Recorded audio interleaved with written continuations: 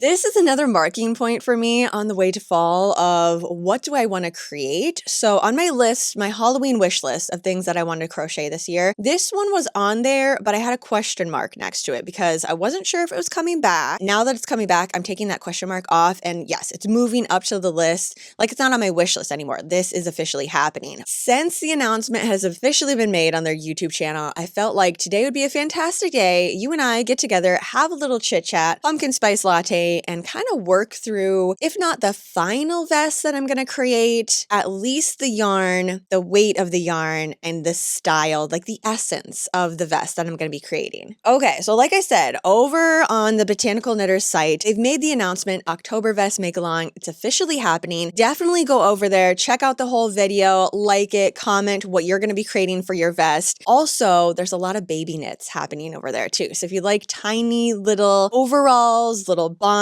things like that, definitely check it out today and see what they've created. A classic tweedy sweater vest, a little bit oversized. So like when I wear it, it almost has shoulders with it. Yeah, I wore the crap out of this thing in the wintertime. Long black sleeves, throw this over top of it. I'm good to go. I can add accessories onto it, different necklaces, made the entire outfit look totally different. And it's tweed, you know, I never get tired of tweed. And this is the Nevermore from Muse 2320. The bottom has a little bit of ribbing to it. So like it just feels like a complete piece I would want to reach for, and I totally did. It is a potential option for me to create another version of this with just different yarn. And that's the genius behind a capsule piece, right? This pattern, I can take it so many different directions. If I want to make it a crazy Halloween one, I could totally do that. Maybe do like black yarn, just like this, and then add a bunch of Halloween appliques onto it. Totally doable. Okay, so here are some of the colorways that I'm thinking as I dropped that one.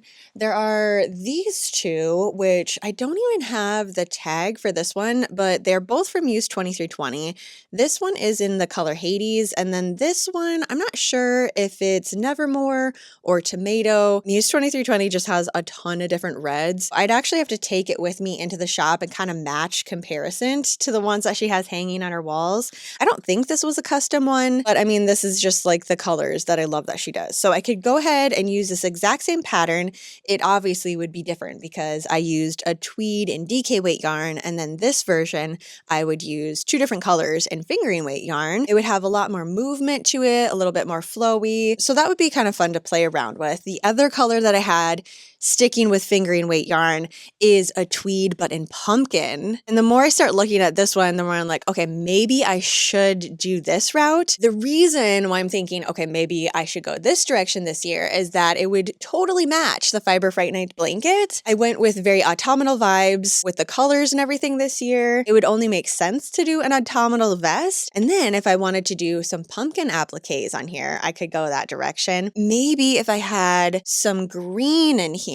Oh, I do have a green. It's not like pumpkin green, but let me show you. It's a very light green, but those two together and then matched with the blanket, I'm getting excited about this one. So maybe that's the route. The only thing is that the other color combination, those are like my go-to colors and I would wear it every single day. It would be another piece that would go into my wardrobe capsule and I could wear basically with anything that I had. Okay, so first up we have pumpkin tweed compared to black and red. I don't know. I still really love that one. And then the last one that I was thinking is I could go a totally different direction and do cotton, this blue sky fiber cotton in black and white, and then just alternate between the rows. The bottom would look really cool too if I alternated the row for the ribbing, or I could just do a solid black for the ribbing. Did I put any on the top of it? Yeah, I mean, I did run a single crochet around the outside, so the whole thing could just be black on there.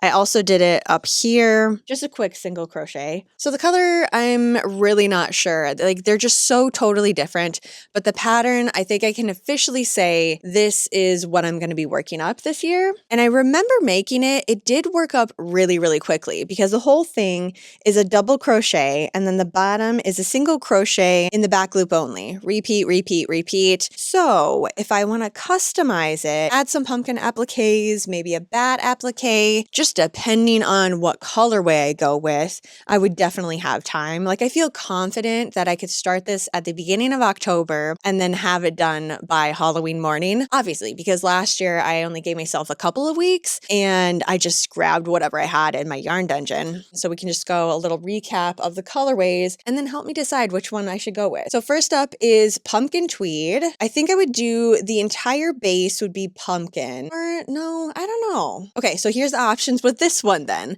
I could either do the entire pumpkin base, so like the panels, and then do the ribbing this color, or I could alternate every other row with a different color, use this as the base, and then do pumpkin appliques with the pumpkin color. So, okay, yeah, I'm ending up with more options than I even started with this morning. So that's just with the pumpkin tweed. And then we have the red and black, just my classic colors. I could alternate every other row or use Hades as the front and back panel and use this red as the ribbing. That's another piece that I would just reach for all the time. I mean, Hades, it's a go-to color of mine. I would have to get more of this color from Muse 2320. This is the only hank that I have left. Mockingbird 2-ply fingering weight, 80% superwash merino wool, 20% nylon. I would have to get 2 more of them just to be on the safe side. And then the cotton. I have plenty of this. This is kind of just in my stash constantly, especially for the summertime. It's a really soft wearable cotton. This one, the black, is actually called Ink,